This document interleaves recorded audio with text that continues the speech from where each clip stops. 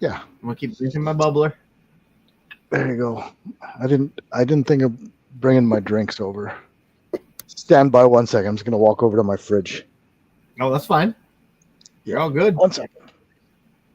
You probably still hear me. I got my headset on. Oops. Whoop.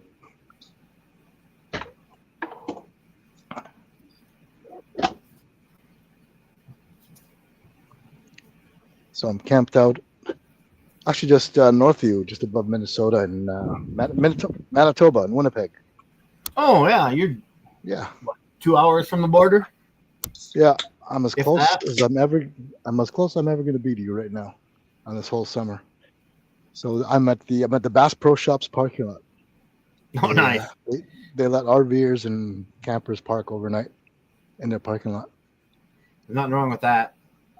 Like a lot of the places around here, it's like a Walmart, whatever. Nobody stops if you're parked there for the night. Nobody bugs you. Yeah, that's usually what I do. I end up in Walmart parking lots all across Canada most of the time, unless I'm parked out of the range. So it works out pretty good. Yeah. Gas is the biggest expense, followed by lodging if you have to pay for it. So lodging's huge. Spending the money on the trailer outfitting it saves me, figure 45 days minimum every year times pays for itself pretty quick. $200. Yeah, it's like is that $9,000? Yeah, $9,000. So pays pretty quick. Change a couple tires a year, make sure everything's oil good, grease. Yeah, that's it. Yeah, that's what I usually do. I did not catch my my leaf spring mounts breaking though. I didn't see any cracks, but they were both cracked when I pulled over yesterday. They were off. They were broken apart. They were ripped out of the frame, one on each side. So that slowed me down a bit. Luckily, you found something close. Yeah, there was. We have a Canadian Tire, which is kind of a combination between Target and Harbor Freight. That's our Canadian Tire. And so I was having spotty internet, and asked my wife to see if there's a Canadian Tire at the town I pass, which is like 50 miles behind me. And she said yes. And I said, could you call, see if they've got a little MIG welder there, one of those flux cord welder jobbies. Yeah. So they had one. Ran down there, bought one, got some angle iron, and did a little metal fabrication out in a rest stop. Put my suspension back together. Now she's riding. Back on track. Hey, as long as you got back on track. You might be a couple miles behind, but you can make that up. About a day behind. But I'll still have time.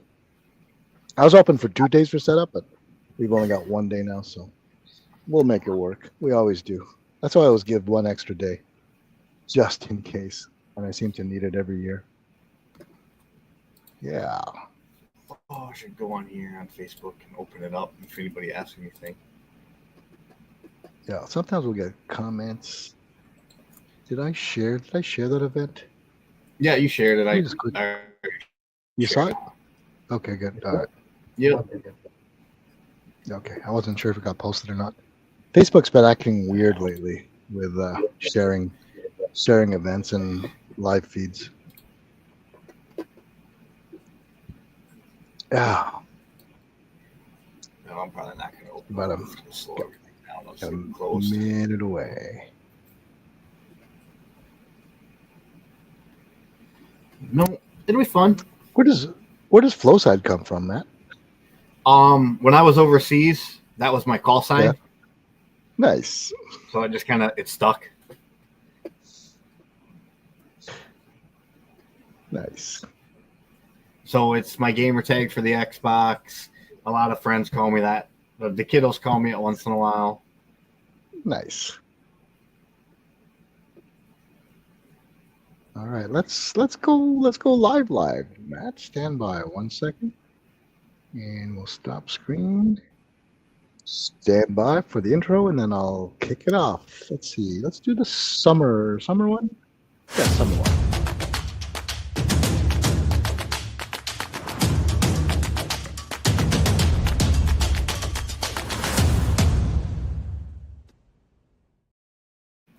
Hey, welcome to the Rimfire Nation Podcast, Season 4, Episode 12. Matt Colsch, Northeast Iowa 22 Marksmen Club, founder and president. Is that correct, Matt? You are the founder and Yes, that's president of that correct. club?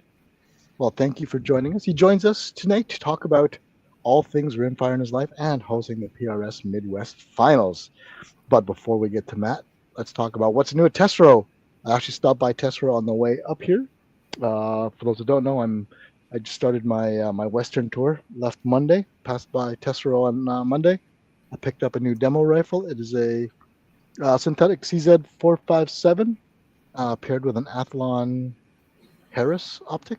Harris, can't remember, Argos. It's the production level scope that kind of puts together that fits under the production limit of 1632 US.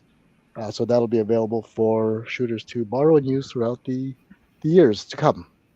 And also, he told me that Ely shipment has arrived. If you've been waiting for team and match, now is the time to get it.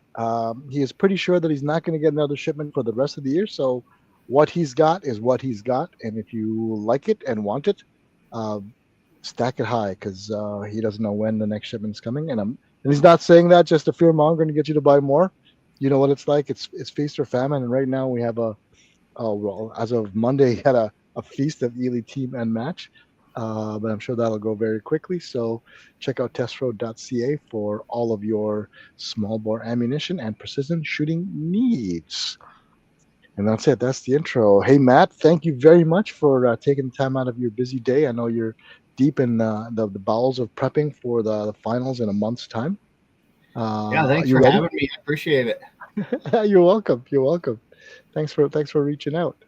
So when did you start the Northeast Iowa Marksmen Club?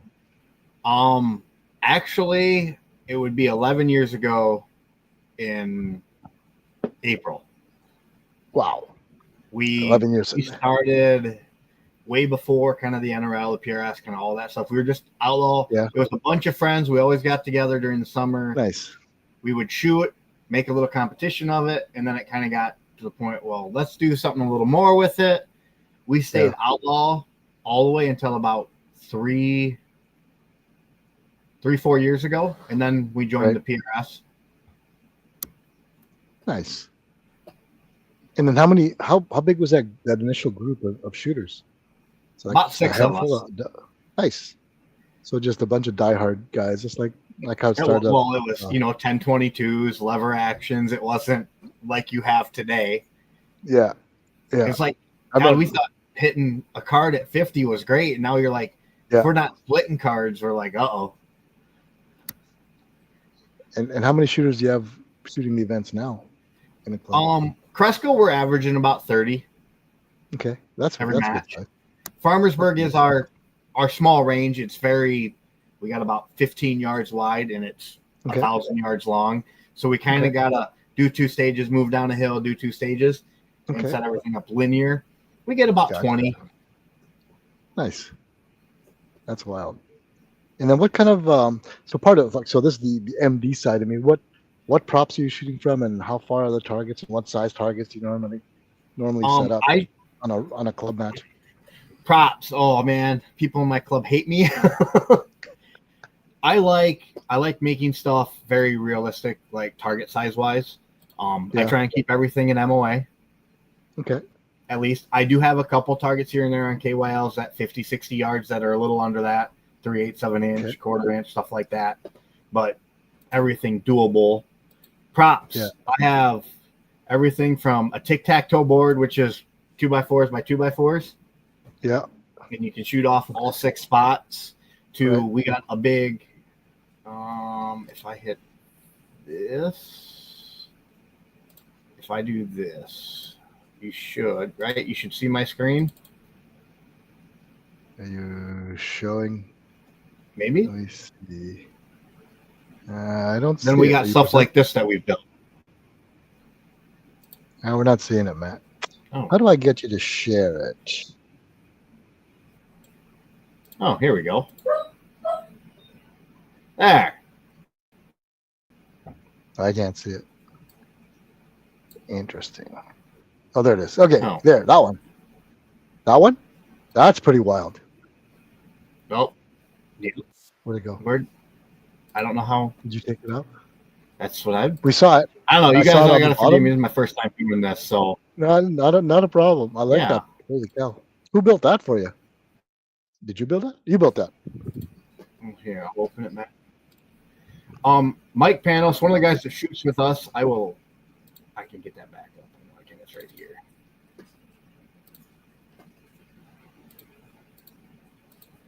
There we go.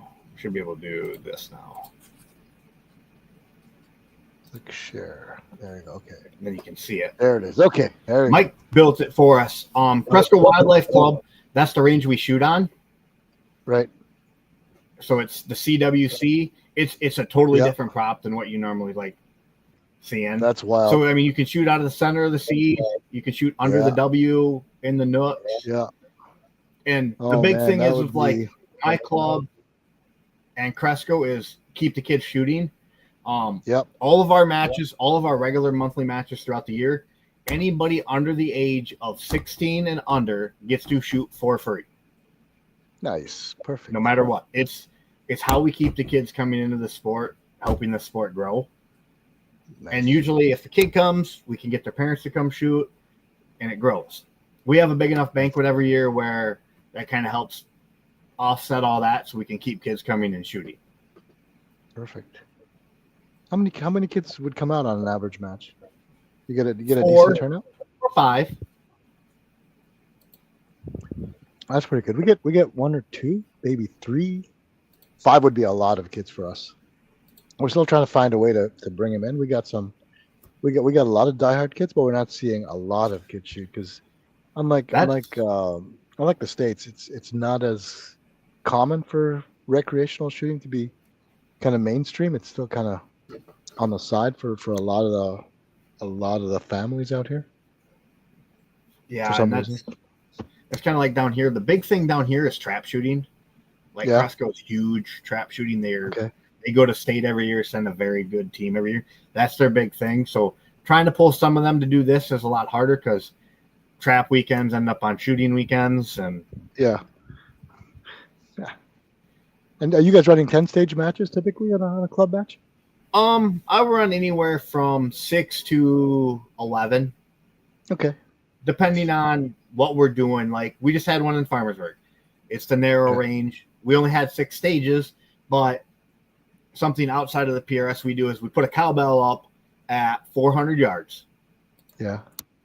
with dirt backer. I got a picture of it. We put it up with a dirt backer, and then as we work our way down the hill, you get to keep taking an opportunity to shoot at it. You get 3 shots to hit it. And then Yeah. come our banquet at the end of the year, we have a special cowbell award that says you either hit it at 400 yards, 300 yards, or 200 yards, and you get a plaque that says you did it. Nice. And it's a normal cowbell. It's Yeah. tiny. That's small. It is. We had a couple you- people hit you it got- last year at 400. Nobody did it this year. We were dealing with 15 to 20 mile an hour wind, and it's Yeah. kind of switchy at Farmersburg, so it makes it tricky. How many rounds you get? You got one. Three One cold? rounds per distance, and that's it. Okay, 3 rounds per distance. Okay. Yep. Nice. That is challenging. Like your targets are a lot smaller than our common. Our common targets are 2 to 3 MOA, sometimes bigger as the farther out you go. I mean, those are the typical matches. Other match directors obviously can be a little bit more challenging. And that's the difference that people were bringing back from Worlds last year or 2 years ago, was that the props were super stable, but the targets were teeny tiny. And that's kind of what we're rolling in to help develop the next generation of world competitors, is to get them more exposed to tinier targets.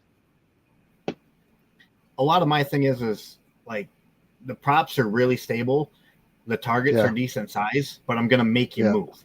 I want you to move, Right.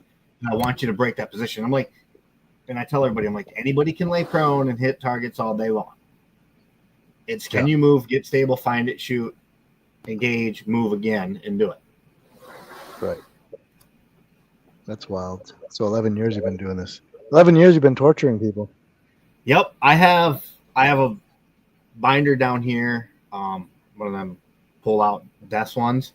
I have every single COF that I have shot or been to since I've started. What the heck is that, Matt? I built this. This is what we call my KYL Nightmare Rack. I built this 8 years ago. That's amazing. So each one of them, there's a pole that goes in there and you can slide it out.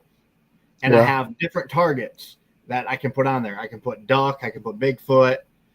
I think I even got a picture of it. We just shot it this last weekend with different targets on it. Yep. That's wild. And it's a Nightmare Rack. We used to play the game in an Outlaw series. It was a test your limits. You could shoot as far as you want and stop and claim your points. But if you missed, you lost everything. Yeah. That's a mind melter, that one. Yeah, it's a very fun.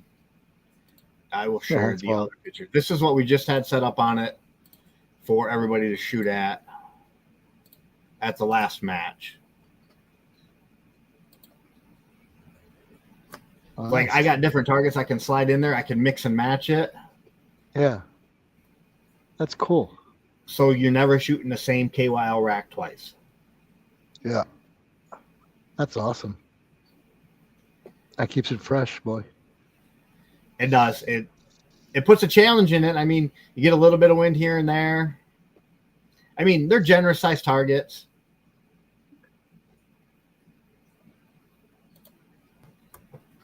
It's just evil. It is, but it's fun. Like that'll keep it fresh. It does. And like Mike Panos, the guy that built that CWC we have, he built us a rooftop that, this is looking at you. He built a peak on the top that comes up and down, so you got a left, a peak, and a right on a flat roof, on an angled roof. Yeah. That's cool. We push the boundaries of what we can do a little bit on building props and how we shoot them. And now, so you have a monthly club match? Are you running 2 a month? You have 2 a month. Yep, one in Farmersburg, one in Cresco. Are you running practice events during the non-match weekends, or? Nope. Everyone's on their own weekends. I usually get to go with the kids, and we get to go shoot a different match, or we spend it doing whatever the girlfriend wants or something like that. Got to give her time as well. Absolutely. That's the hardest balance sometimes. It is. We take the winter months off, so it's everything else, but the winter months are super, super busy around here. The kiddos in wrestling, I help coach that, and then archery, and I help coach archery, and it's like we're pretty busy in them months as well. It's good. That's fun. Nice to take a break. It kind of quiets down for us for a couple of months, and then we start up again with all of the sponsorship stuff and nailing down, because we host events across Canada, so we've got to kind of slot in ranges from coast to coast to host our 26 events. So that's the big challenge, is logistics, trying to get them all squared away. We manage to do it every year though, so is it getting easier? I don't know. You're just used to it, I guess. Yeah, I mean, you run matches, you know what it's like. You get into that MD block. It's like, well, I want to do something new, but everything seems like I've done it already. Yeah. Well, we got new props this year, so my truck and trailer are full with new ones we're going to try out. And so two weekends from now, we'll expose it. We have a 2-day regional here, so folks will be testing them out, see what their thoughts are. And then what's that? You got a set of fingers? No, not yet. Those have become like my favorite prop to shoot off of anymore. Really? Yeah, 4x4 straight up and down. Yeah. Yeah, we got them vertical, so they're mounted horizontally. different lengths. So I guess they're opposing fingers kind of sticking out the other side. Oh, yeah. So you got to go up one side, down the other. I guess we could just put them sideways. Kind of like the NRL tree. Yeah. Yeah. Mike is talking about one year on one of my road trips, my exhaust pipe fell from my truck, and we hung it off a rope, and we shot off the exhaust pipe and a muffler with a resonator. It was a wobbly prop, but it was memorable for sure. Sometimes some of them off the wall stages are the best ones to remember. Yeah. We've also made some mistakes. No, so is this the first time you're holding finals? This is the first time I'm holding the regional finals. Yes. Okay, gotcha. And I did a qualifier last year. Yeah. I ended up putting together a huge prize table for that, which is really nice. And then it came to this year, and they're asking the MDs in the region who wanted to do it. And I'm like, well, I'll do it. I'm like, I'm centrally located kind of for a region now. I'd like to do it once. And how many stages is that? Is that 20 stages? 12. 12. Okay. So, okay. And 12 stages. It'll take us, we're going to start at 8:30. We'll be done probably 3. Okay. And how many shooters are you expecting to participate? Hoping for about 70. Okay. From our region. Nice. We don't have we're not the big region in the PRS by any means. Yeah. But, I mean, we got a good core group of shooters, a good 50 to 60 of them that make a lot of matches. So I'm hoping about 70. Yeah. Nice. And then how are you guys set up for ROs? You have dedicated ROs for each stage, or do you have squad moms? I am, because getting ROs has become such a hassle at these matches. Yeah. I've kind of came to the conclusion we do the lead roaming RO, tablet with a person, and your squad does it. The only time I have a dedicated RO is any of the time stages. I have a guy that runs that timer, so it is the same for everybody. Okay, that makes sense. But like what I'm doing now is, like, for the finals, I put a post out there when the email went out, which there's a whole story there. Like, I didn't mean to send it to everybody as soon as I did. I wanted to send it just to Leon, and it went to everybody. But I put out there, anybody's parent, significant other, whatever, wants to be squad mom or dad, we'll cover their banquet meal. All they got to do is run the tablet for the day for your group. You just got to let me know. Nice. Because, a lot of them like to come anyways. It's like, oh, here, you can just run the tablet. Yeah, like, they get up close and personal. They get to live the stages. Yep. That's the best seat in the house if you're a spectator. It is. You get to watch how a whole bunch of people shoot the exact same stage. Nice. And are you a high round count guy or a low round count guy, or does it vary stage to stage? For the finals, I'm going to be very generous. It's going to be all stuff that's in that middle, anywhere from 8 to 15. Okay. It's not going to be this 20 round string, 3 magazine change. Is that common? You get 20 round strings? Like my club matches, we'll do some, like, you'll do 5 shots, must change magazines, 5 shots. Or sometimes we'll give you hey, you got 18 rounds, but there's no mag change in it, so you can load them how you want and shoot it. Okay.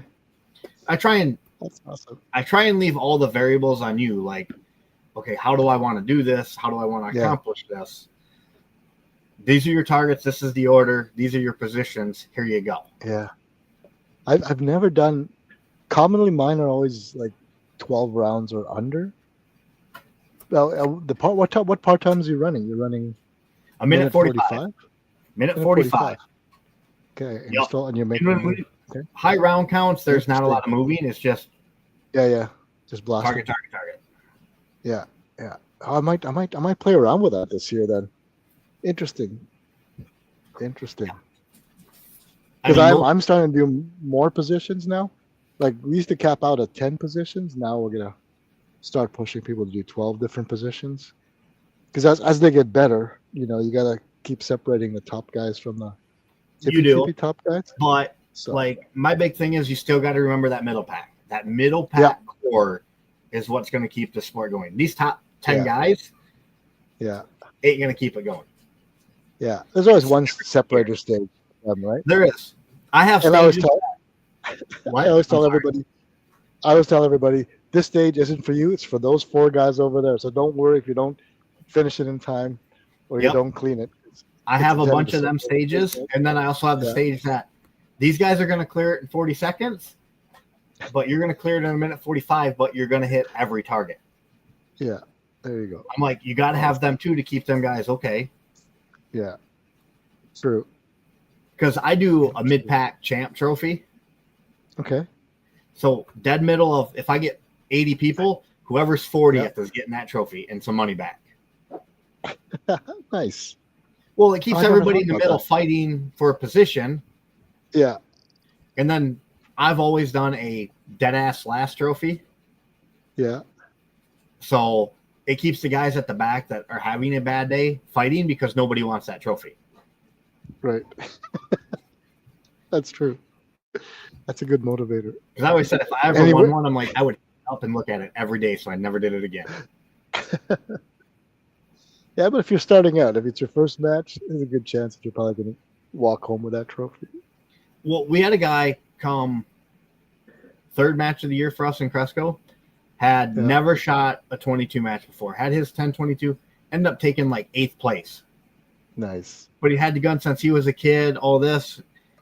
Had a detachable magazine. I don't even know what it was. He had a little 3x9 like Tasco on it. Yeah. No holdovers. It was all holdovers, no dialing. And like just a shooter.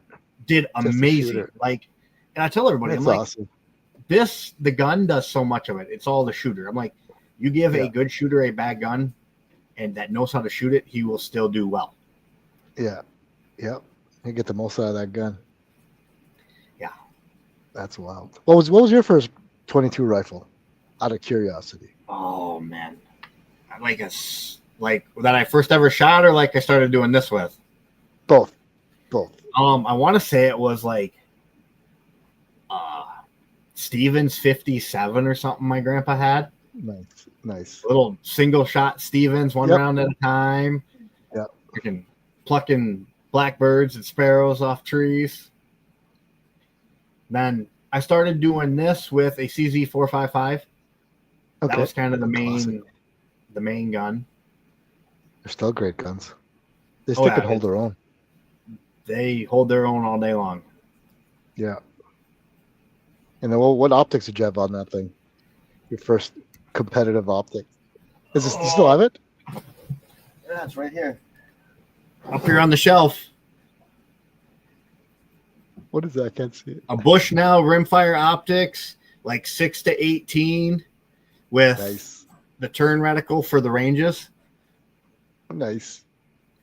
Dialed. Quick, easy. I kept this thing stays up on the shelf. Yeah. That's history right there. That's history right there. And you're shooting a Strike Eagle now, you said earlier? Yeah, I'm shooting a Strike Eagle now. Want to upgrade. That's the next thing to upgrade. Yeah. They're coming. It's just it takes time, takes money. With 2 kids shooting with me, there's a lot of money in ammo now. And optics and guns and it adds up, man. That multiplier adds up. Yeah, it does. And it adds up quick. Yeah. You gotta start handing down stuff, so you have to upgrade you and then they get the good stuff, Depending on where the girlfriend's at, we're working on that. It's a common strategy. Yeah, Kylie has a Rimex custom built by Randy Rachel Precision. Nice. So, I mean, her gun is set up. She got the optic at Nationals last year for Greg Stewart's walk. A lot of that was donated to her and all that. I mean, that gun, they're both Rimexes. Her gun will shoot sub-dime at 100. Yeah. Mine will shoot 1.5 inches. Yeah. Those sub-dime groups at 100, those are so cool to happen. It's like, man, you can't miss with this rifle, Oh, yeah, I got... Bagged and bipoded, man. What? They're a dream to shoot. Bagged and bipod, they're just so impressive how accurate those things are. They're crazy accurate. Yeah. I'm like, and I told her, I'm like, your gun will outshoot my gun all day long. It doesn't matter. I'm like, you got to think though, they do a thousandth at a time, and they can get that perfectly fit. I'm like, mine I threw together myself with bits and pieces I won over 10 years. Is that Rimex in a chassis? Yeah, they're both in a MDT ACC. I got the original ACC, and she's got the new Gen 2 one. Elite? Oh, nice. Those Gen 2s are so nice. It is nice. You don't really need anything more than that. No. I mean, you could. I mean, the Elites are nicer, but you don't need. The Gen 2s are more than adequate for the job that you need them to do. Especially what we're doing. And like, and like we kind of joke around, like we all got bipods on there, and I'm like, yeah, all it is a kickstand anymore. I'm like, I barely ever get to use my bipod. It is a kickstand. I mean, we have bipods come in on the barrel stages and the rooftops, right? That's where they come in. Other than that, we throw in a couple of prone stages so people feel good about making hits on the hard ones, and then we'll get them off the ground and just mess with them with some awkward prop positioning. So yeah, you're welcome, Joe. Thanks for coming out. Joe saying hi, guys. Just want to say thanks for keeping the sport going. Keep up the great work. I got a lot of on if I wanted to read that. I don't know if I can make it bigger. On a 55-inch TV. Oh, do you? Oh, nice. I should get one of those. I do have like a 20-inch screen up here, but I haven't set it up yet. Yeah, no, that's awesome. The community is what keeps this sport going for me. I mean, it's a lot of work, but I get to see lots of people that I know and have developed friendships with all across Canada, which is awesome. So it's like a big annual reunion for me. And Joe's one of the Eastern Canada shooters, and Mike is from the center of the country, but he's everywhere. Mike shoots all across Canada too. It was one year Mike was following me around, helping me set up matches and shooting him. That'd be fun. Super nice guy. Yeah. Now you're gonna have to make like the U.S. loop down and around and come back through Canada. I know. I already don't have time to do all of Canada now. I'll leave that with you guys, Matt. You guys are doing a great job. I mean, there's so many great clubs, many great shooters. It's amazing. There's literally now between PRS and NRL, like you could shoot Saturday, Sunday every weekend. It's amazing. Yeah, we're not quite there yet, but now we're starting to stomp on everyone's schedules with the number of events we're having, and because we have a short shooting season. The winters are long and they're brutal here, so we kind of jump in and everyone wants to set up their own schedule. So, which is a great problem. Like the first couple of years we did this, nobody was running matches, so we were the only, we didn't have any issues. Now we've got the US, PRS, and NRL matches going on that are drawing people because they're qualifying for it, right? So we have to be cognizant of that and plan accordingly. I guess do you have, to a certain extent, are you affected by those regionals and the qualifiers, or not really? Not really. I mean, we're kind of like we're in like no man's land, kind of for the PRS region. Like it's us. The next PRS match from me is 3 hours. Okay. Kind of any direction from me.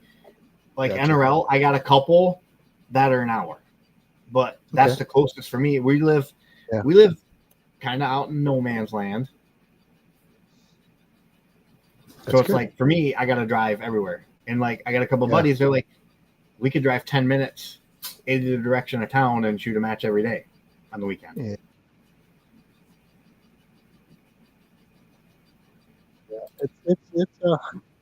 It's a great problem to have when you've got that choice. It is.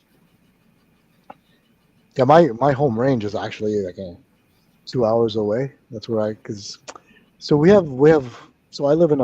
so instead of a state, it's called a province. I live in a province of Quebec. So it's very rigidly controlled what you can and can't do at a range. Yeah. So for 95% of the ranges, there's no positional shooting. It's only off the bench. Unless you're one of those ranges that were grandfathered in because you had biathlon discipline going at one time or something like that. Yeah. So I can't even shoot my matches in my own province I've got to go Jeez. to a different province to set them up and shoot them. And I'm really surprised you guys got what, SEPRA or CPAP or whatever it is. The what? Your Canadian Precision Rifle series or whatever. CRPS. Yeah. CRPS. Like, I'm surprised, like, they haven't started getting in there like, hey, guys, like, we're sending teams to Worlds. We're doing all this. Start getting it a little more known, getting some of that stuff changed out. No, that's not going to happen. There's a lot of political stuff going on, and it's a different culture. We need, like, so Quebec is, I don't know if you know this, it's a predominantly French province, so the whole administrative branch is all French speaking. So unless you're part of that group to be able to change from inside, you've got to know the right people, and we just don't have the connections or the leverage to do it. Dan, you know Dan? I shot with Dan at Pennsylvania Nationals. Oh, there you go. Oh, Dan gets around, man. Dan the man. He gets around. He's good shit. He's real good shit. Yeah. He's fun. It's a lot of. They probably thought we were crazy. Are you and Dan together? Are you guys bad mix of people? No, like, we ended up, the group of people that I always shoot with, Mike, Wendy, Mike, all of us ended up with Dan and Dakota Wright. They probably thought we were crazy because we were at Nationals laughing, joking, having a good time, not really caring how we shot. Like, yeah, whatever. This was what I held. It didn't work. Like, we take it serious, but we're also there. We're there to have fun and just enjoy it. Yeah. We all know we're not going to be the top 10. Yeah. That's it. Might as well. Yeah. Take the pressure we strive off. For that, but time. Yeah. Well, that's the thing. You know, I don't get the chance to practice anymore, so there's no pressure on me to perform well. So I'll shoot. I'll blow a few stages. I always do. I always get the shooting sequence wrong or something. There's always some mental failing that happens, or don't change positions or something. You know, some mental mistake. But I have a good time. Everyone laughs at me. I'm okay with that. Yeah. I get it all the time. I go up there and they're like, "You understand the course of fire?" And then I'm like, "No." And they're like, "Well, you wrote it." I'm like, "Doesn't mean I know it." Yeah. It's a common misunderstanding that people assume that match directors know the course of fire. We don't. We write it down for a reason, so that you guys know about it. I got 10 different ones in my head. I'm like, okay, this one is what? Okay, yep, all right. Yeah.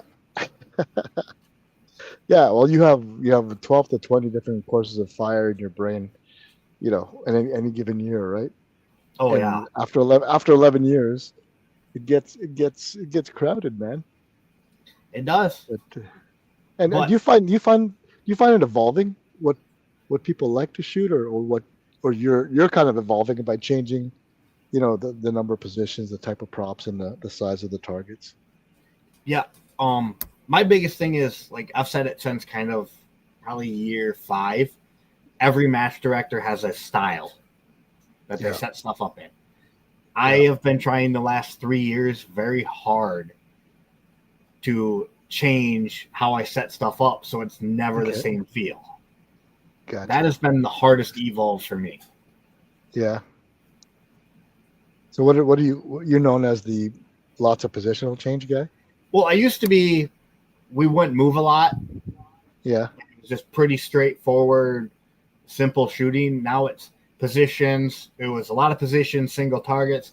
Now it's a decent amount of positions, middle amount of targets. Gotcha.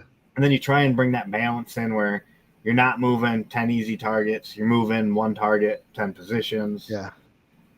What's the average number of targets you'd have per stage? 3 to 6 probably. 3 to 6, eh? Interesting. What's the highest number of targets you normally put? Do you always have a high target count stage? I have a high target count stage. Nothing for the finals. That's very simple. I did do a 1 position, 16 targets. Holy crap! But you were modified thrown off of school. Okay. So you weren't moving, and the targets were Yeah. very linear. They were in a straight line, slowly creeping back to the left. So it was just dial and shoot, dial and shoot. Yeah. So were the targets like a troop line setup, or did you have to? Yeah, jump it was from a one troop line to- setup. Okay. So you can It just was- go ping, ping, ping, ping, ping. Yeah, it was. That's It started cool. at like a 1-inch circle at 50 yards. I Yeah. think everything for that one was like a 2 MOA. It went from 50 yards to like 300 yards. And it Okay. was just a nice straight out troop Nice. line of them. Nice. Oh, that's pleasant. One position. Yep. Nice. Like I'll give some secret information away on the finals. Like we have a set of steps. There's 5 steps. Yeah. There's 5 steps on the left, 5 steps on the right, and there's a Yep. 4x4 in the middle of them. Yep. So there's 10 positions on there of steps. Well, we have a KYL rack that has 10 targets. Well, you're going to use all 10 steps, alternating sides, engaging the KYL big to small. Nice. That's pretty cool. Yeah. Stealing that. Yeah. So the guy shooting a 2-day match in 2 weekends, look for the Stair Stringer 10 KYL shot challenge. It's fun. That's a lot of shuffling, man. It is, but it forces whoever's shooting to be able to move quickly, get on target, and kind of just be there. I think I got a picture. Yeah, it's a standard. It's a 10 target array, just going left to right, right? Standard. Yep. You're just going left to right, hit or miss, you're moving on.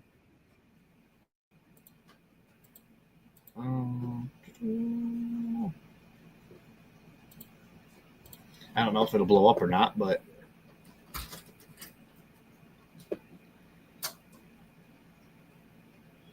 okay, yeah. There's just steps up and down. Yeah. Yeah, every one of my props does not move. Like I don't want no wiggle. Yeah. Yeah, that's what I'd love to have. Like, you have like a C-can set up at the range, or it's just always out all the time? How do you get it there? We have Cresco. Mike lives. Mike is the co-president on our board.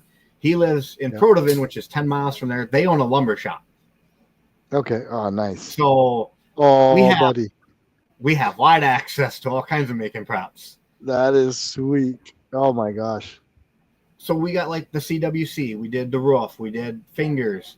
Like, fingers 4x4s coming up. Like, instead of doing 5 at different positions, well, we cut angles and whatnot on them, so you can't just flat bag everything. Yeah. So you got to move your bag every time as well. Yeah, we have the same thing, but I don't know if I made them angled enough because people are using the same bag all the time. Because with a 4x4, I'd cut it 45 one way and then do a picket fan style 245s, maybe sharpen like a pencil, and then change the heights. Yeah. So, but it wasn't as challenging as I thought it would be. I think I got to make the height differences a little bit more dramatic, I think. Well, what I noticed is ours used to be too wide. I shrunk it up so there's like between each post there's only 6 inches. Okay. So you have to actually, like, some bags, if you turn them, they're too wide. Yeah. Okay. So it really made people start having to change their bags, how they turn their bag in there. Yeah, interesting. I might play around with that. Just jam them in there. Interesting. Yep. And then, like, we got shopping carts. We flip shopping carts all over different directions. Oh, that's handy. Yeah. There's always some grocery store near on the way to the range. We could just borrow one. Oh no, these have been at the range forever, and we throw them different directions, stack them, do stuff like that. Tires. Well, we do got talk to somebody. A 1.5 deuce axle, if you know what that is. Nice. Yeah. So we got a big tire, a big axle that, for being like 60 years old, it freely rotates, but it's a square one, and a tire. So like, I'll make you shoot off the tire, off the center of the axle, off the tire, and then like below it. But like, you throw your bag in there and everybody likes to really load into their gun. That whole axle will roll forward on them. Yeah, I get it. Like, if you don't load it, it just sits there. Yeah, I gotta think about those dynamic props. Yep. They weigh like 300 pounds, but they're on bearings, right? It is. They'll roll. But the nice thing is like I don't like anything that wobbles too much. Yeah.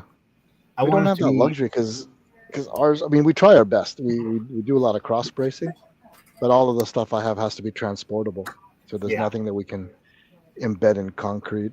There's nothing we can drive into the ground permanently. And it's gotta be towable by a half-ton truck. So, Yeah. but one day we'll get a 1-ton with a big 24-foot double axle.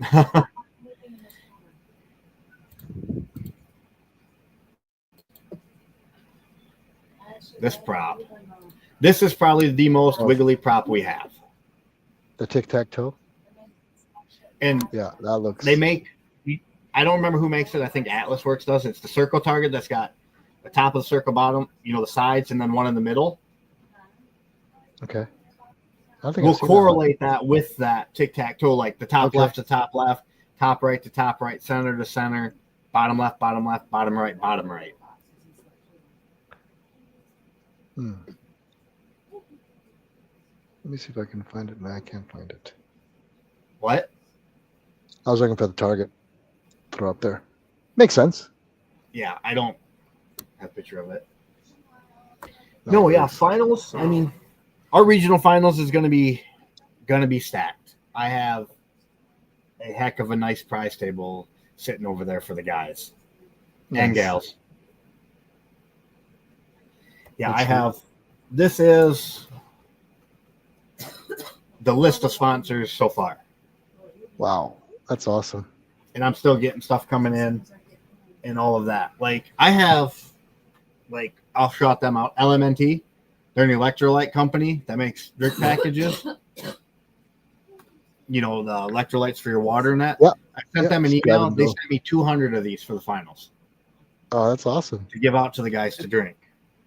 It's good to get that kind of response. Yeah, it's like everybody's like, well, why are you sending it to like all these different companies? I'm like, the drink companies, the snack companies, some of them, like, it's another way for them to get that stuff out there. Don't be afraid. Yeah. What's the worst they're going to say? No. Yeah. Especially if you like it, ask them, what do you got to lose? Yeah. You miss 100% of the shots you don't take, Yep. And then, and what are the distance you normally set up for those finals? You're still target wise? Yeah. That I say that 110 to 170 yard range is like the big separator. Okay. That's the big. You can really get the good guys will show and the weaker guys will come off. Yeah. Especially if you like 2 or 3 inch targets at that distance, right? Yeah, if you make your targets appropriate size, you can get them guys to miss. Like I'm OCD, like I draw everything up. Like I got every stage built on there. Nice. You don't do it on your head, Matt? Oh, I do. But then I write it down, so I have it. What's the longest distance you put out for that match? Ballpark. For the finals? Exactly. Yeah. 300. 300. You're gonna shoot a 12-inch plate. Okay. It should be something everybody should hit. Yeah. Yeah. You guys get much wind over there? We can. You can. Did you put your order in for twitchy winds? I want like the weekend? 10 mile an hour wind would be perfect. It would make me happy. Steady 10 mile? Steady 10 mile would be perfect because the whole left side of the range is tall trees.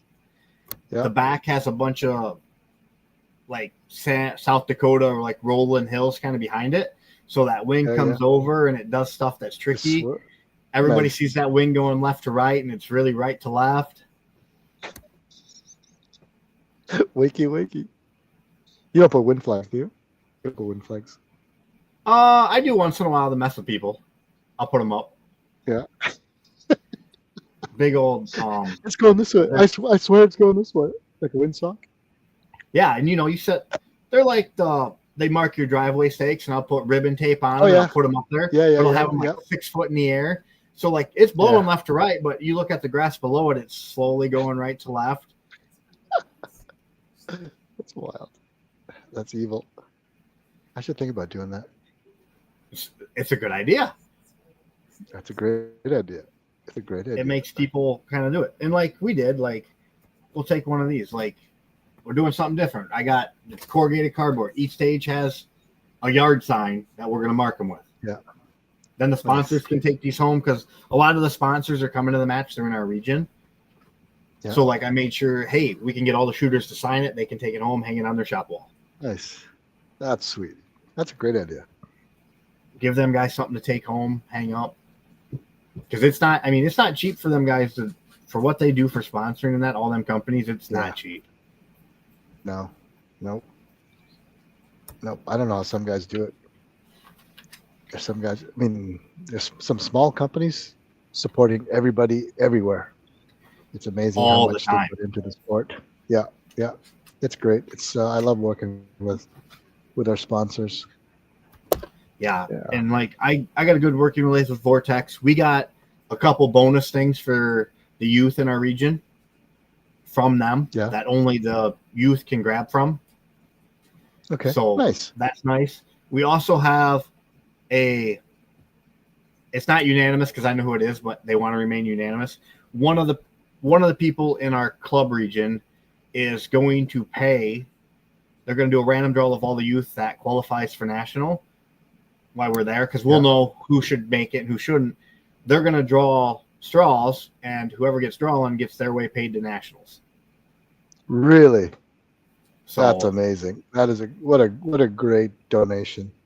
It's like, so, and it's for the kids. It's like, it's perfect because, okay, here you go. That takes, like, if I was going with the kid, that makes it a lot more like, okay, I only got to worry about me paying now. Yeah. I know. That's amazing. That's amazing. Yep. We're working on it. There's some good people in our region that have helped us out. Like we got Arms and Arms up there in Eden Prairie, Minnesota. Yeah. They sent down, I want to say there's like $5,000 worth of stuff, and they're a mom and pop shop. Like they're not a big company at all. And I'm like, hey, this is what we're doing. And they're like, they're all for the kids. They're all for this match. So that's a lot of revenue they got to come up with to be able to scrape together $5,000 to give away. Yep. And like I just got off right before I was talking to you. I was just talking to March Scopes out of Japan. Yep. Sounds like they're gonna send some stuff. They're gonna give me some tracking later today, or their time today, I should say. I was just talking to Ryan Bennett, I want to say is his name, from Utah Air Guns. Looking at getting some stuff from them for the prize table. Nice. Trying to throw them guys out there a little bit. What? That's gonna be a sweet prize table. Lucky shooters, man. It is all hard work on your part.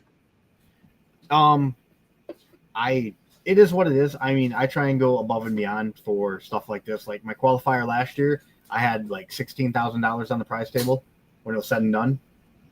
This finals, if everybody comes through with what they say, we should have about 32 to 34,000. Wow. That's outrageous. That's amazing. So good for you, buddy. That's a lot of work. That's a lot of work on your part. 1,965 emails to date. Holy cow. It's a numbers game, man. What? That's a numbers game. It is. It's send emails. And, some of them are like Vortex. I got 20 emails back and forth with them. Just on ideas and what they would like and what I would like to see happen and what they want to happen. And like, you got to please the sponsors a little bit. Like, we'll put your banner here, stuff like that. Yeah. So is each stage sponsored by each stage? Yep. Like I got a whole bunch of them here. Each stage has different sponsors. Like we got Burris on the stage. We got MDT. We got like L3I. We got Hornady. US Optics. That's each awesome. one of the major companies we put on a stage, we'll get a stage named after you. Nice. That is so much work. That's a lot of coordination. It is. Good for you, buddy. There's a lot of things that go unnoticed, I should say, that people don't realize until they match direct. Yeah, I think it just happens. It does. Like, my club has been very, very, like, handy, helpful. Like, they've learned over the years, and now everybody's kind of, like, we set up the day before a match all the time. Nobody pre-shoots any targets, nothing like that. But a lot of people will come and help me set up now. And I'm like, it takes a 8-hour job down to, like, 2. Yeah. Which is lovely. Man, and then we get done with huge. the match. Everybody will go out there, bring all the targets in while I'm on the tablets calculating them, and I'll have my truck loaded before I'm even ready. That's nice. That's awesome. That makes it doable, actually, you know. I wouldn't be able to do this if we didn't get that kind of help. Setup is huge because that's the biggest for me, because people have been historically helped tear down, but the setting up is the one that is the most time consuming, because you got to laze everything. You got to make sure the sight lines are correct and all the targets are visible from the prop. And then we always walk onto new ranges all the time, so you don't know you don't even know if you can get that distance. You know, you got this beautiful stage plan in your head, and you walk up and there's trees in the wrong spots. You know, so you got to change on the fly. So for the finals, like, I'm going to be there Wednesday morning right away, Wednesday, Thursday, and Friday morning, setting up the range. Yeah. 3 days to set up 12 stages. Nice. I get done right. But it's like, I want everything a certain way. This is where I want it. This is how I want it to look. Like, I have all that in my head. Nice. That's the way to do it. So, I mean, that's going to take longer. That is what it is. I miss a couple days of work, but the enjoyment I get out of watching, like, my kids come and shoot it, other people come and shoot it, and be like, this is great. This is awesome. It's an event. It's a major event for the region, man. Yeah. Good for you. Well, clearly you love it. You wouldn't be doing it if you didn't love it, right? No. And, like, I tried to explain, like, we got a lot of people around here that they're like, oh, you're just doing it. You get the money from the matches, all this. I'm like, I don't get anything. I pay my own gas there. I've personally bought all the targets. Like, everything we make from match fees, like our normal club matches, we have a banquet at the end of the year, and it goes right back out the door to the shooters. Nice. Like, everything's turned around and right back out the door. Nice. That's the way to do it. Building a community, man. I'm trying. It's a work in progress. We're working on it. But it's hitting that critical mass. I think this year I've found that we've hit that, you know, whenever you're starting to contend with schedules, then you know you've got enough momentum that it's going to grow now even faster, more organically. So you don't have to force. You don't have to convince people to do it. It's a matter of it's just going to happen now, which is great. So we're seeing that take place in our central provinces. The east is always taken off, and the west is always taken off. It's the middle part of the country that, you know, we haven't historically seen a lot of activity. Now that's the foothills, right? Region. Yeah, the foothills region. Yep, exactly. Yep. With Carly being on board there, they've done a great job. Apex Optic, they're coordinating. Yep. They're awesome to get that going up there. Yeah, no, it's good. It's good. It's what it needed, and it's going to get some more matches up there. Yeah, it's happening. You know, so there's, you know, we're already stepping on each other's toes in terms of scheduling. So it's a good sign. It's a good sign that people are interested. That's the worst part. Like, I don't want to step on anybody's toes, like, match wise, but it's like we shoot the first and third Saturday every month, April through end of September, and it's like, you pulled your match when you want them. Like, we'll make it work. We'll go here, we'll go there, try and hit qualifiers. Like the week before the finals, me and the kids and the girlfriend, we're all going to Missouri to shoot a qualifier, so the kids can have another match before the finals. 7-hour drive, but it's like, let's go. That's it. That's what you got to do. It is. Got to put in the hours. Got to grind away. Yeah, I mean, I hate driving, but I enjoy shooting. So. Well, that was in back in the day. I mean, you had to drive. You know, now you can drive a few hours to get to a match. Before it was a whole weekend. You drive 6-7 hours. You know, the day before, shoot the match, stay overnight, and then drive back. Or if you're lucky, it's a 2-day and driving back Monday. Yeah, we don't have any 2-day rimfire around here. No. I have contemplating having one next year. There's a lot of logistics involved with that though, to make it work where we shoot. So it might happen. We'll see. It might be a hunter style to a normal match. Yeah, hunter style. Hunters are nice, man. We got a hunter match Saturday. It's might be rainy though. Still gonna be fun. Yep. It works. Have you ever had a hunter match out there yet? Do you have the venue? Yeah. The NRL Grand Slam, Jim C hosted it last year. I was actually an RO for it. Okay. I do a lot of work with him, so.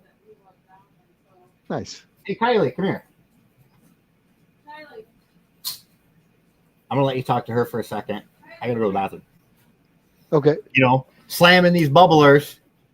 You got to hydrate yourself. There you go. You can talk to her. She's getting into rimfire pretty big. She's became a very, very good shooter. Kylie, get on the podcast. Yeah, she's coming. You can ask her how well she did this weekend about kicking my butt. Have a seat for a minute. Perfect. Say hi to Rick. Hey, Kylie. Go ahead and say hi. Hi. Hello. Hello. I hear you're a good shooter. You're. Yeah. How'd you do last weekend? Pretty good. And how many years have you been shooting? Like 2.5. 2.5 years? That's pretty good. Nice. Is that your rifle behind you? This one, yeah. That one? Nice. Is that new? Or did you have that last year as well? No. Nice. And how often do you get to practice? You get to shoot a lot every month?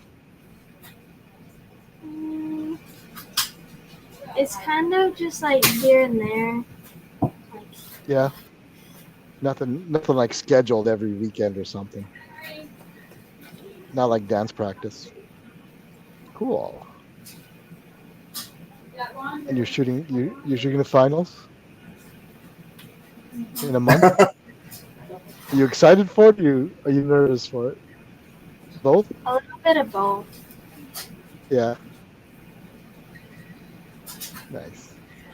Yeah, we started. Good luck. We started shooting the last match in Farmersburg. I started the day, first one to shoot, get 2 out of 10. She goes up there 8 out of 10.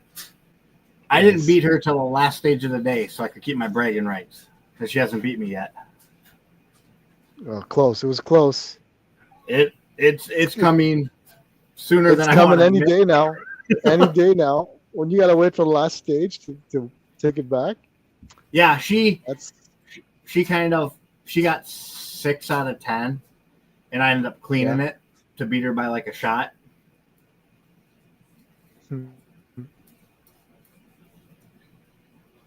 That's wild. Yeah, it's coming. Finals will be fun. She won't know any of the targets or nothing, just like everybody else, till you show up basically Friday. Nice. It's good. Now, do you have a ritual breakfast that you have on shooting match days? What do you have for breakfast? Do you have like a match day breakfast, Kylie? Anything White special? Monster. No? Oh, yeah? Is that it? The breakfast of champions? Nice. I have watermelon Red Bull almost every match. I got to have one before I start. That's your secret sauce? It is. I think it gets rid of this. It gets rid of the shake, I think. Oh, yeah? Just kind of calms you down, like gets you amped, like, all right, I'm ready for this. There you go. Get fired up. Channel that energy. That's awesome. It is. Her big goal is making finals, and then next year is where she's really pushing for because it's in Tennessee, and that's where she wants to go. Nice. Good luck. Make that trip. I'll get in there, kiddo. You can go back to playing on your phone, talking to all your girlfriends. I was Thanks, Kylie. Thanks for spending the time with us. Yeah. She's shy. She's very like, I don't want to talk to nobody. I understand. Stranger danger, man. Well, we're getting her out of that shell. Like we go to matches now. I purposely pick like people I don't know, so we have to talk to people. Yeah. She comes out of her shell a lot more now than what she ever did, which is really nice. Yeah. She have a sponsored jersey yet? She sponsored yet? Oh, Kylie? Yeah. Oh yeah, she's got Hodgin Shield, Rachel Precision, Armageddon gear. I don't know. She's got a whole bunch on her jersey. She's got a whole custom jersey. Nice. That's pretty good. Kylie, go get your jersey. That's pretty sweet. Yeah, that's a big deal. I don't know if she knows how big a deal that is. Like I told her, like, she started shooting 3 years ago. Never shot a gun before that. Amazing. That's amazing. She shot my gun for the first year. I have a Hubba Bubba pink RPR that has a white barrel, everything. Nice. And, an RPR, it is not the most accurate gun out there. And she was getting top 10 pretty consistent. Nice. So it's a great rifle for the money. Yep, like she's got these big, fancy. Holy cow. That's nice. That's pretty sweet. It's nice to see. She does her things. Yeah. And I told her, I'm like, her goal is that is a big deal. She's pushing hard. Like, her goal is Team USA. Like, that's her goal. Yeah. For it. So I'm that's like, a good goal. If that's your goal, we will push. Like, I am okay doing that if you want to do it. That's a lot of work. To the matches. We'll do it. A big commitment. That's it. That's the only way to do it, man. It is. And it's got to grind away at it. Structured practice. And like, we have a lot of people that come to matches and they're like, she shoots really well. How long has she been shooting for? I'm like, 3 years. But I'm like I have to explain to a lot of people is she's never learned a bad habit growing up. Right. She learned how to do everything right. So it's like, it comes natural. Like, oh, lock my legs, put my hand here we go. Yeah. Where it's like, I got to walk myself through it still sometimes. Yeah, we got a lot of bad habits to unlearn. I have a lot of bad habits shooting. This next generation shooters is so lucky to have all of the great advice from people who have been there, done the wrong thing, and learning how not to do it. And plus all the gear that you can have to get you started off right. The props. And sponsors, obviously. Yeah, all the props now, like, there's not a lot of, quote, new props coming out. So, like, people have shot them enough, like, this is how you shoot these. Yeah. And we have a good foundation of it. That's why, like, we're trying to push, well, what do we do to build a prop that's different here? Yeah. That's it. It's a challenge. But that's how the growth comes, by pushing to the next level of difficulties. And World is going to bring back, I mean, I can't wait to see World this year. I think it'll be good. It's going to be good. It's going to be, because I think a lot of teams learn from that first year. Especially for, Team Canada. That was like fresh for you guys. Yeah, it was brand new. We learned so much, and then again, we're gonna keep learning, because you don't go from from nowhere to podium overnight. I mean, you'll keep learning, But yeah, because you got what, Matthew Hugh, Lisa Hartley, or Hartag. I don't know if Dan's on the team. Yeah. I don't think so. I could be wrong. There's a bunch of really good shooters. We have a full team this year. Yeah, because I know when we were in MKM with Dan when Dan shot in our group, or I should call it, we shot with Dan and Dakota. Basically, they showed us how to shoot. Team Canada was actually the group behind us. That's where I met Lisa and like Matt Hugh and his wife and all them, or girlfriend. And it's like just watching him progress over there, because you had him on Facebook, and it's like, Jesus, man, he can shoot like none other now. Yeah, Yeah. Like I'm looking His wife forward is to on the taking his team, Kestrel yeah. stuff. Yeah. There you go. Yeah.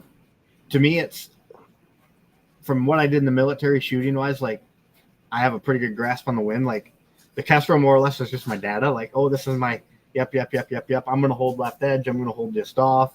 Yeah. I don't know how to do all the fancy stuff on it yet, so I gotta ask the kiddo how to do most of it. Like, hey, how do I figure this out? How do I do a dope card?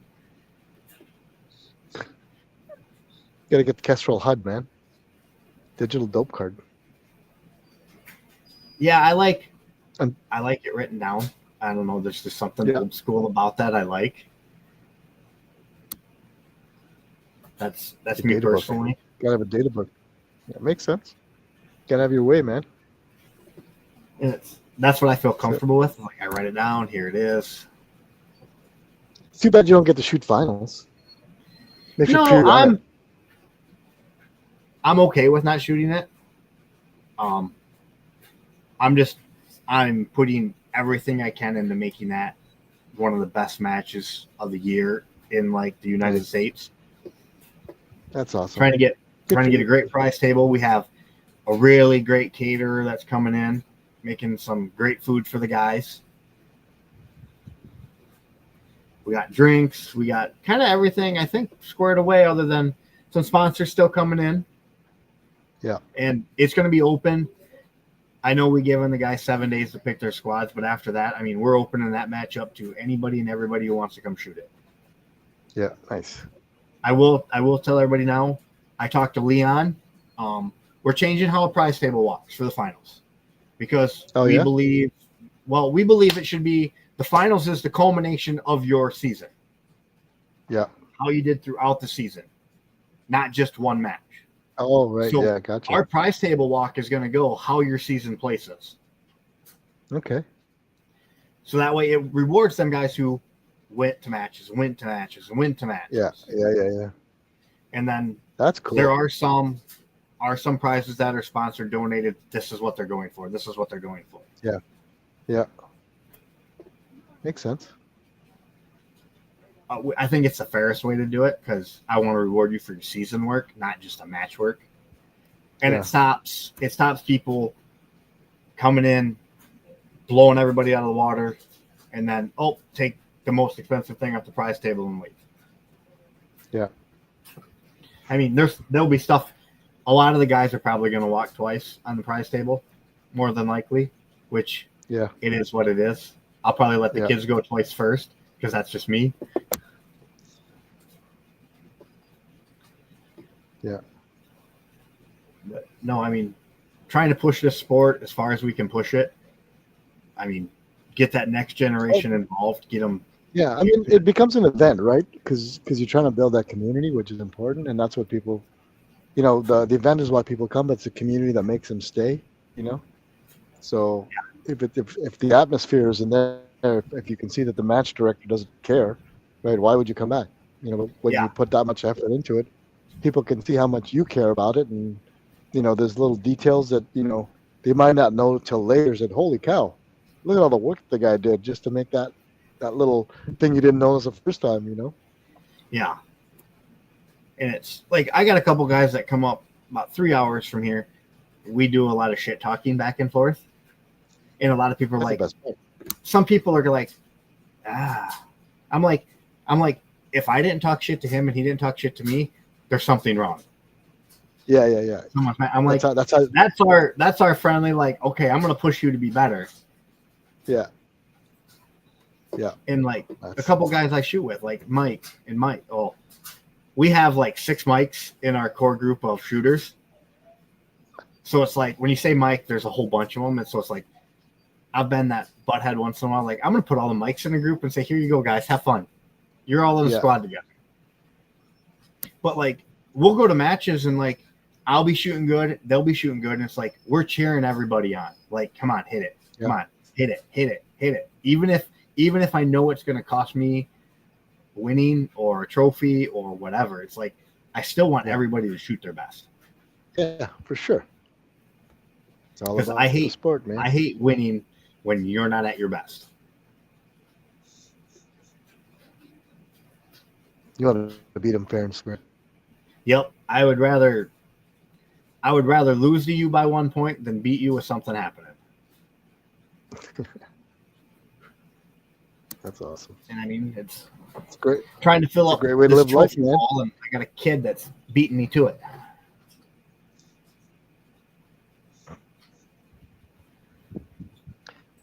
Well, that's you end up putting all your heart and soul into the next generation, right? Yep. Because there's a cost to you. I mean, there's what? There's an effort that you give out of yourself to, put into someone else, right? So it's time that they're shooting and you're working with them. You're not working on yourself, which is the most selfless thing you can do, is helping others succeed. I'm hoping when I get to that point, like, they'll see the time we put into them and get them to maybe, hey, you'll start building my matches. Hey, maybe you'll want to do some of this. Granted, it's a lot of work. Trying to explain that to people, send in emails. If you figure each email takes 5 minutes and you start figuring out thousands of emails, I'm like, there's a lot of time there. Yeah. That's and a lot of people don't see that. Nobody sees behind the match stuff unless you've done a match. Yeah. It's a lot of time. There's as much time at home behind the computer than there is on the range. Setting up, tearing down. That's going to the range and setting up. That's the easiest part. That's the easiest part. Yeah, I have everything figured out. I just gotta go set it up now. Yeah, just gotta set it up. Yeah. Yeah. My only thing is I got so many banners I gotta hang up. I'm like, I have no idea where I'm putting them yet. Yeah. A whole forest. Yeah, get them up there. That's why I want to switch to flags. Flags are the easiest way. I did flags stick them in the ground. Let them fly. Flags is nice, but flags are expensive. Yeah. You take care of them; they last a while, though. Banners don't last as much. No, I'm very rough with banners. Yeah, they get pretty beat up and rough, and you can't. Some of them I try. Oh, I roll them all up. I have some banners that I've collected over the years that when I get my shed built and my office here goes into that, I can hang all these banners up. Nice. I got. I got memorial banners. I got a banner from Jim C's last match, some from the Grand Slam, nice NRL finals, PRS finals. Just some of them that they're not huge, but it's I still want to hang that up. I know where that was from. Yeah. That's it. A little bit of history, man. A little walk down memory lane. It is. We have banners from the first year we held matches. The first year our banner, we had everyone who attended the match sign the banner, which is cool. So this first year guys, the originals, the OG shooters. Yep. We got their signature somewhere, which is pretty wild. Yeah, I don't know. You would like that picture. I'll find it while we're talking. Because we do trophies for our club that we do stuff different than what most people do. Our club is we're laid back. We like having a good time. Nice. We have an OG trophy for the senior guys. It's an original gangster trophy. Because I don't know how to explain it. We're not going to call you a senior. I'm not going to put that on a trophy to give you grief that you're old. We made an OG trophy and we got the Tommy gun, all that going on. Oh, nice. That's cool. I got a picture in here. That's the problem anymore is this I got pictures from every match, every prop. You try and find something, you're like, where's all this stuff at? But no, you see how it is you get them new shooters there and that first ding of that impact, and you're like, yep, they're hooked. Yeah. When they hit a target at a distance that they never thought they'd ever make an impact on, It's They want to do that victory lap, first hit of 300. Yeah. Think about And we it. got guys. Back in the day, 50 and 100 were far for a 22. They were. That was Now like the it's thing. And then exciting. Now it's zero when you start confirmation distances. then you got 200, and then you You got get it. 300, and like we pushed that cowbell out there. We've been doing that for 5 years now, and like you get a 400-yard cowbell trophy, like that's like gold in our club. That's a big deal. Yeah. Because Get a 400 everybody cowbell knows patch. you got 3 shots to do it. And that's all you get at that range. You get no warm-up shots, nothing. You go up 3 shots with a spotter, helping you as best they can. Nice. All right, let's save images. Save. I can open this up for you. This would be a trophy you want.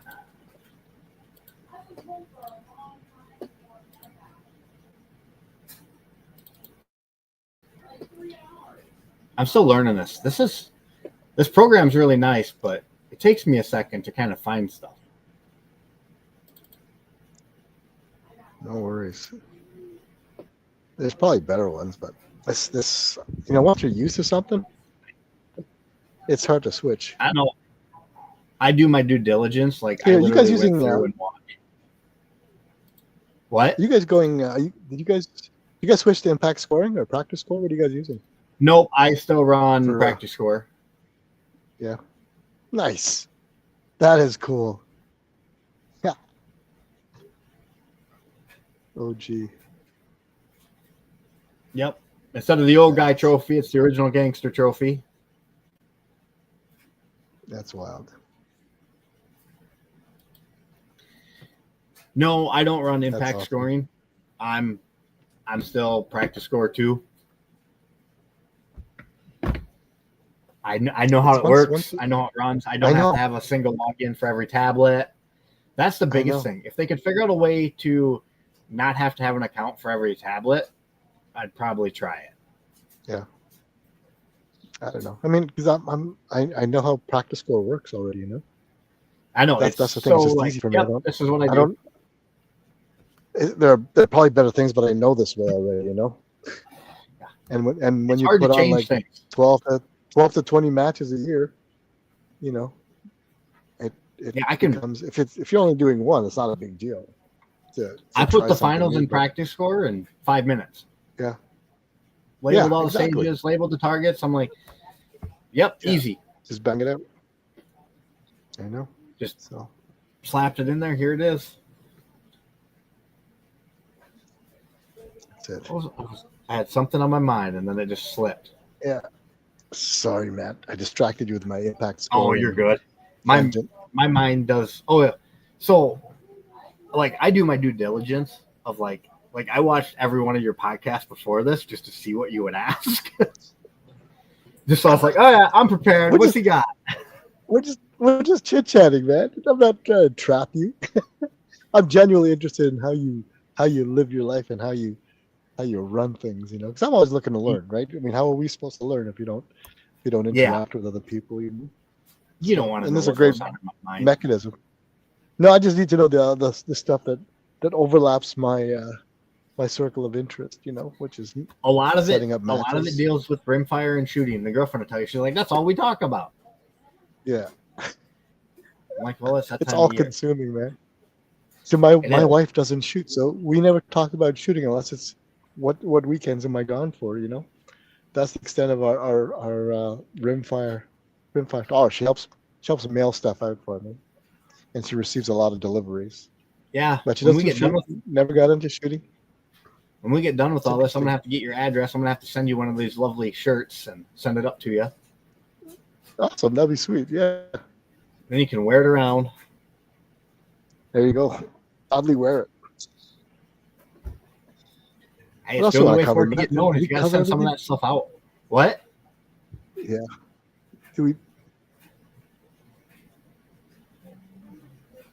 What'd you say? Was there anything else we want to cover? Nothing really. I mean, we're looking to have one heck of a good finals.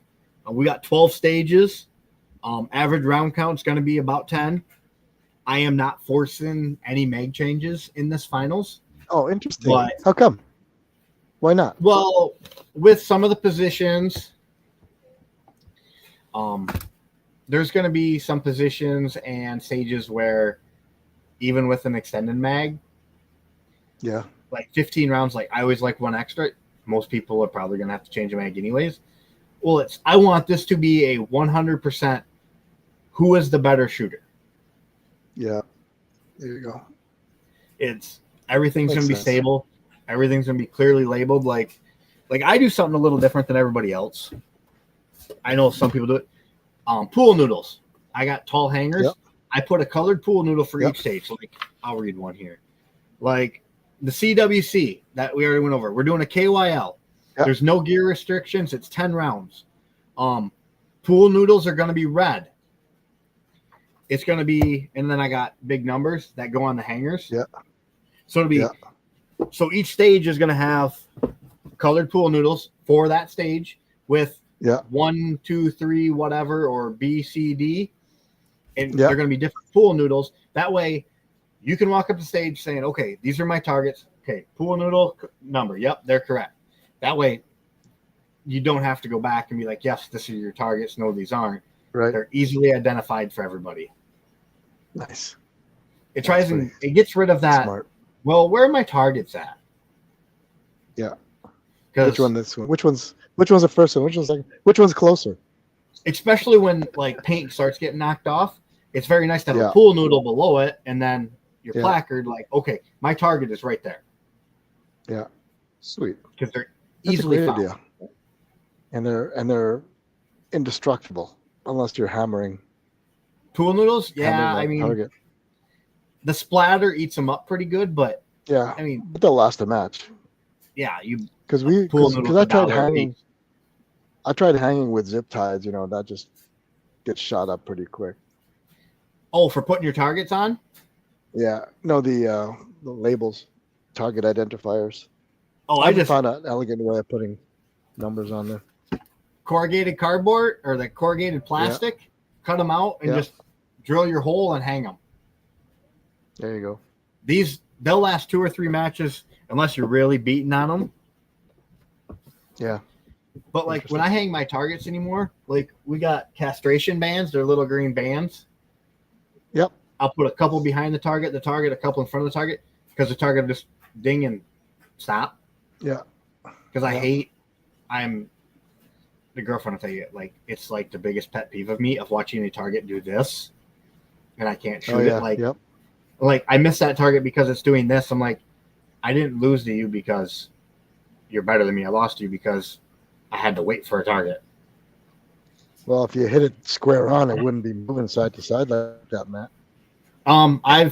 Where we go, some of these ranges, like you hit a target, they got half-inch I'm just holes messing with you. on a quarter-inch pipe. Yeah. You hit it square, and that thing does this, and you're like, Yeah. okay, I hear you. Yeah. It's an exercise No, in I mean, patience. finals is gonna be fun. I mean, everybody's welcome to come on down, shoot it. Gonna have a great meal. The prize table will be awesome. Nice. You'll get to meet some pretty cool people. There's some pretty genuine people that shoot with us, but they're everywhere. For sure. Like I've only met 2 bad people shooting that I never shoot with again. And that's over 100 of matches. Yeah. It's rare. It's rare, but it's like I tell everybody, I'm like, a gun goes down, anybody in your squad is gonna probably give you a gun to finish it and help you. Yeah. And like that's what this whole Whatever sport's you need. about. It's the only way to grow it. Yep. New shooters love coming to the matches because everyone is just so nice and helpful and willing to give you the shirt off their back. Yep, and that's what I tell a lot of people. I'm like, your first match will be the best shooting match you have for a while. Yeah. Because everybody's going to help you. You're going to shoot really well. And then the second match is when we see how well you can kind of do because you don't get all. You're on your own. Yeah. Hey, if people want to find out more about the finals, what's the best place for them to go? Go to our Facebook page, the Northeast Iowa 22 LR Marksmen Club. Everything will be on there. You can see what we're doing for club stuff. You can see all the crazy new props, new targets that I've designed, had cut out, all that fun stuff. I try not to stay with the same single shapes. I like my outside edge targets that are half-inch thick with the middle missing, stuff like that. I like to challenge you in more ways than just shooting. But I want to thank you, Rick, letting us come on, letting us talk about it. I appreciate it. Oh, you're welcome. I hope your travels stay safe. No, it's always fun chatting with other match directors, hear how their mind and their thought process goes in terms of setting up matches, things they do for that little extra bit that they put in to make that match special for people. So, thank you for all you do to make the sport such a welcoming and healthy sport, Matt. People, Thanks. Once I said I was talking to people, kept saying, "Oh, he's such a cool guy, such a cool guy." So, congratulations for being a great ambassador of the sport. Well, thank you. I appreciate that. It's what I would want everybody else to do, being MDs, is try and get them guys to come. That's it. Yeah. I'd love to shoot, I'd love to come down one day and shoot one of your matches. It'd be awesome. You should. It's a blast. Our biggest thing is, we shoot a match. It's not shooting. It's we have a dinner date and ice cream with a side of shooting. We get done with the match. Nice.